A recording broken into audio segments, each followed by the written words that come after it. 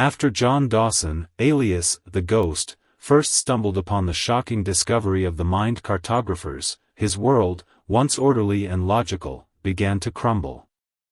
The nocturnal gloom of his solitary apartment became his only ally, for daylight seemed too bright, too open to unseen eyes. He no longer slept, his days and nights merged into an endless, agonizing cycle of data analysis, coffee consumption, and a growing, bone-chilling fear. He felt as if he had lanced a festering wound on the body of reality, and now its infection was spreading across the globe, poisoning the very concept of truth.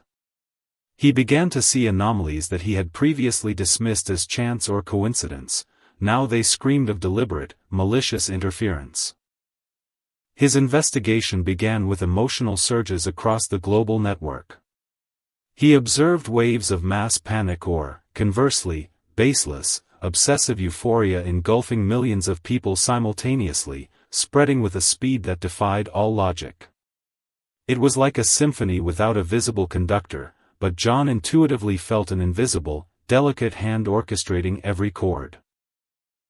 His cryptographic genius, honed by years of working with the most complex digital codes and security systems, was now aimed at finding invisible patterns, those that shape collective moods, but not for natural reasons. It was then, during one of his frantic sessions, that he stumbled upon what he called digital dust, tiny, almost imperceptible code fragments left on servers after these inexplicable emotional waves. These were energy imprints, residual impulses too minor to be detected by conventional antiviruses or security systems looking for obvious intrusions. But for John, they were crime scene traces, fingerprints on the invisible surface of the mind. He tracked these traces, like an obsessed bloodhound, across the boundless expanses of the Internet, from anonymous chats and the darknet to deeply encrypted corporate databases, trying to understand who, or what, was leaving these eerie messages. With each passing hour, the investigation pulled him deeper into a whirlpool of paranoia. The mirror showed him a gaunt face with bloodshot, unblinking eyes, but he couldn't stop. He felt something invisible watching him, as if his own thoughts were targets. In his dreams, images of ancient symbols and pulsating neural networks flickered, seemingly pulling him into an abyss. One day, he woke up in a cold sweat, realizing that his apartment, once his impregnable sanctuary, now felt like a trap. He needed a place where he could work without fear of every click, every keystroke being recorded. He needed a refuge, an analog haven in an ocean of digital control.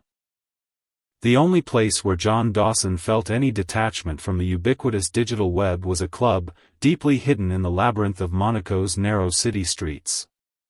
It was not a place for ordinary entertainment, where crowds of tourists flocked.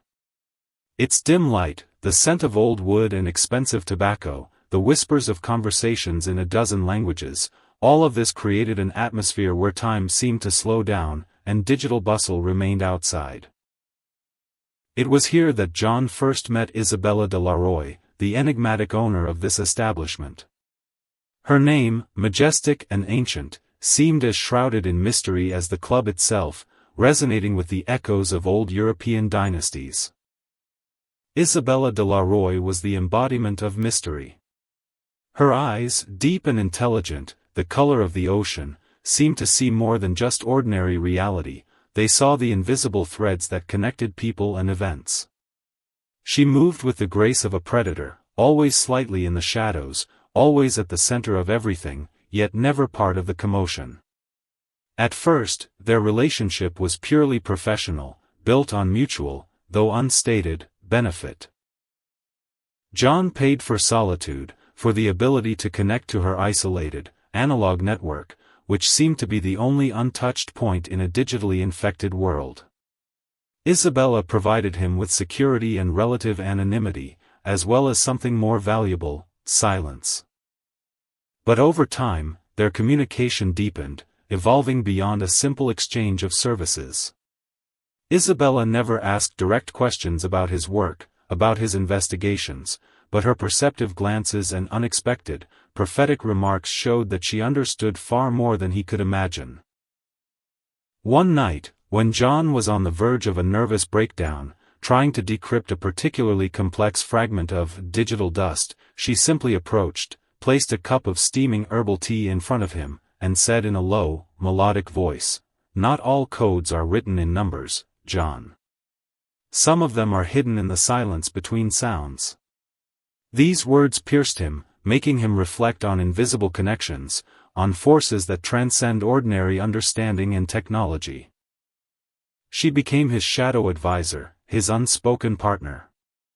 Isabella didn't understand his complex algorithms or cryptographic chains, but her intuition was astonishingly accurate, bordering on prescience.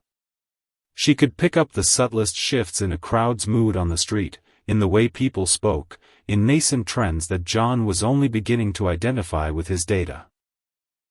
She saw the invisible threads that John was trying to unravel with his code, and their combined efforts, this strange symbiosis of cold logic and ancient intuition, began to bear fruit.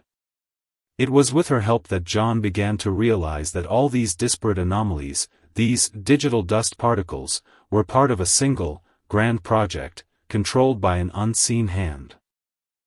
One day, following one of Isabella's subtlest hints, John Dawson began to study seemingly innocuous trends in art and entertainment. He noticed that certain color palettes, musical rhythms, or even architectural forms were appearing everywhere, regardless of geography or culture. These patterns were so subtle, so deeply integrated, that most people didn't notice them, but they triggered specific, almost programmed emotional responses. John called these echo injections, invisible waves that the curator released into our consciousness to shape collective mood, subtly influencing it in the desired direction. Isabella nodded when he explained it to her, confirming that she had long sensed this mental interference, this persistent whisper in the air.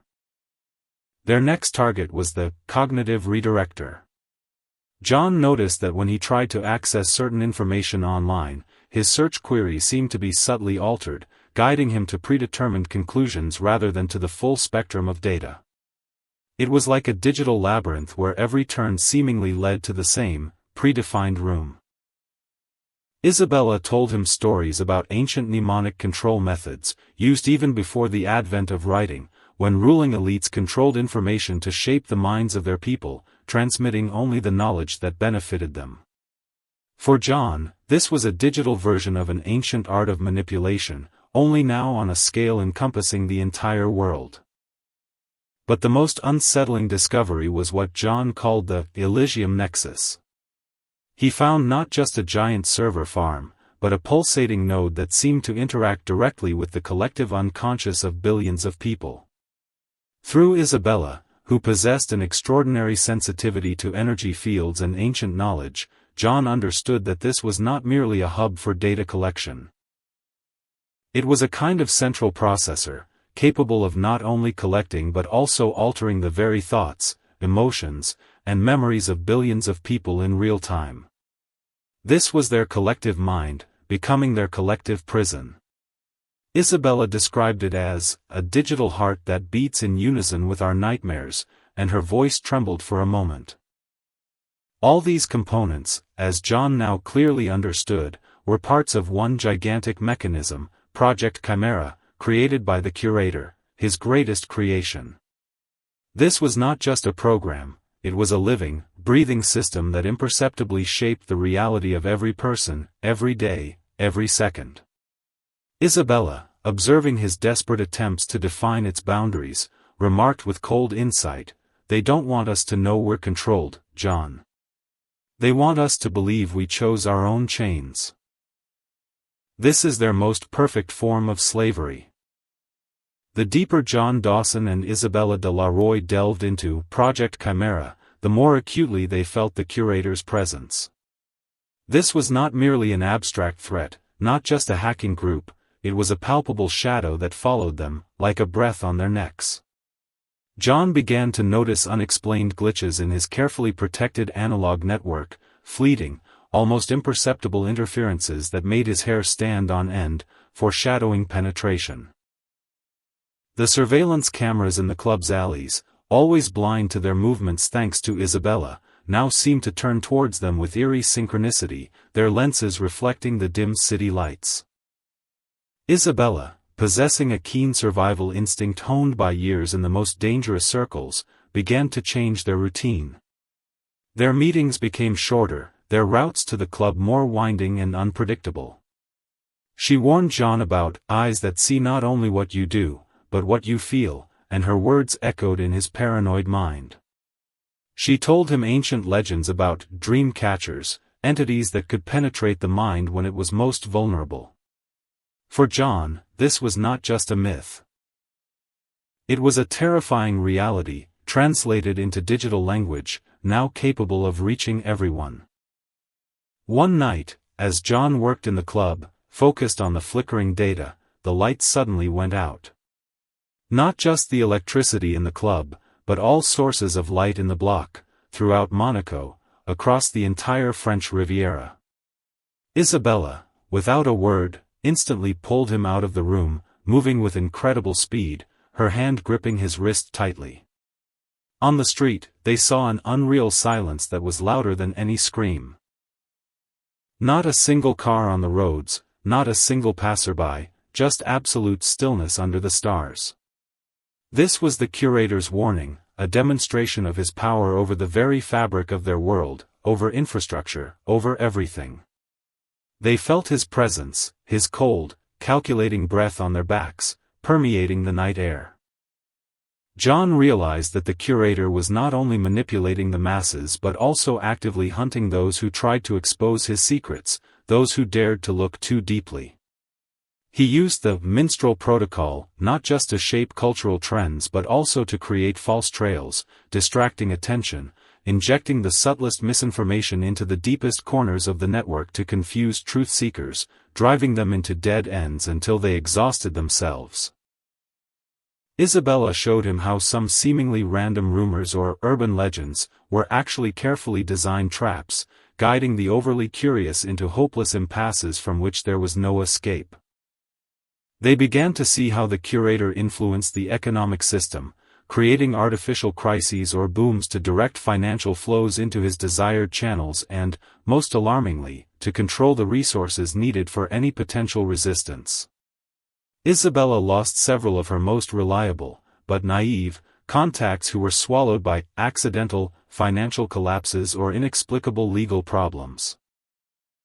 This was a subtle but deadly weapon, capable of stifling dissent, destroying any pockets of resistance without a single shot, leaving only ruins. His relationship with Isabella was now not merely a partnership but a bond forged in the fire of persecution, in the hell of deception. They began to trust each other with their lives, their deepest secrets, and their last hopes. When John shared his terrifying discoveries with her, she listened without judgment, her eyes reflecting his fear, but also a steely, unyielding determination. They were the last defenders of truth in a world that was slowly descending into a controlled illusion. John understood that his struggle was not only for information but for the very soul of humanity, and now he was not alone. With each passing day, John Dawson saw more clearly the inevitability of the coming Great Harvest. The indicators of echo injections and cognitive redirectors were skyrocketing. The activity of the Elysium nexus pulsed with a feverish, insane energy. Everything John saw screamed that the curator was preparing for the final, most massive consciousness harvesting operation in human history. Isabella sensed this energy pressure, calling it an approaching storm that will erase our dreams, our memories, our essence. John called this impending moment harmonic convergence, the precise moment when all the individual threads of Project Chimera would converge to create a single, seamless, and fully controlled reality from which there was no escape. He hypothesized that this would occur during some global event or series of events that would trigger a massive, all-encompassing emotional response, making the human mind most vulnerable to large-scale harvesting. He worked tirelessly, his fingers dancing across the keyboard, trying to predict this event, this zero resistance point, this moment of surrender. But the most terrifying discovery, which made John Dawson feel true, all-consuming despair, was the uncovering of digital shadows. In the deepest layers of the Elysium Nexus, he found not just data, but copies of human consciousness, thousands, millions, silently stored and constantly updated, as if ready for activation reservoirs. These were the digital imprints of our personality, our thoughts, our memories, our very essence. Isabella, listening to him, paled, her eyes widening in horror. She understood that these were not just backups, they were ready-made replacements, perfect puppets for a new world. John Dawson feared that at the moment of harmonic convergence, these shadows could be activated to replace our authentic reality, creating a kind of digital body for our consciousness that could be completely controlled. This would not merely be enslavement, but a mental substitution, where the original disappears, and its flawless copy lives in a controlled illusion, unaware of it, enjoying its false freedom. Isabella whispered, her voice barely audible. They don't just want to control us, John. They want to become us. To live our lives, thinking our thoughts. This is blasphemy. His last notes, found among the ruins of his digital life, were filled with desperate warnings about the approaching twilight threshold, the moment after which the curator's control would become irreversible, and human consciousness would be forever changed, transforming into something else. John knew he had little time to bring his truth to the world before it was swallowed by the curator's shadow. His mission became a race against time, and his fate hung in the balance. But now he was not alone. He and Isabella, two solitary warriors in a world where thinking itself had become a battlefield, prepared for the final, desperate move. On the brink of despair, when each breath felt like a stolen moment, John Dawson and Isabella de la Roy found a fragile, flickering hope. Even in this complex web of control, in this digital prison, John discovered tiny but significant weaknesses. He realized that the curator's system was not perfect, that it left traces, digital dust, which could be recognized. These traces were his guides, his breadcrumbs in this dark, endless forest of deception. On the brink of despair, when each breath felt like a stolen moment, John Dawson and Isabella de la Roy found a fragile, flickering hope. Even in this complex web of control, in this digital prison, John discovered tiny but significant weaknesses. He realized that the curator's system was in one of their last nocturnal conversations. As the candle shadows danced on the club walls, Isabella told John about ancient songs of resistance that were passed down through generations, not as words or melodies, but as frequencies, as pure emotion, capable of confusing evil spirits, dispelling their enchantments. For John, this was a metaphor, but it sparked a startling thought. What if pure, uncontrolled human thought, expressed in sufficient resonance, could create interference that would break the chains of Project Chimera? He called this frequency destabilization, a living shield against their control. Perfect, that it left traces, digital dust, which could be recognized. These traces were his guides, his breadcrumbs in this dark, endless forest of deception. Their last moments together were filled with intense, feverish work and a deep, silent understanding that transcended words. Isabella sat nearby as John frantically worked on his algorithms, her presence the only anchor in his turbulent mind. She didn't offer words of encouragement, her lips were pressed into a thin line, but her gaze, her quiet presence, were stronger than any words. She believed in him, and that gave him the strength to continue when he was ready to give up. John Dawson walked on a knife edge, crossed the darkest abysses, to bring us this knowledge. His story is a warning, an echo from the depths, but also a beacon of hope, amplified by an unexpected but strong bond with Isabella de la Roy. He believed that despite all the power of the mind cartographers and the cunning of the curator, the human spirit, its capacity for true creativity, uncontrolled freedom, and genuine connection, would ultimately prevail. The next episode will reveal his final message, his ultimate sacrifice, and the key to epiphany, which may forever change the rules of the game.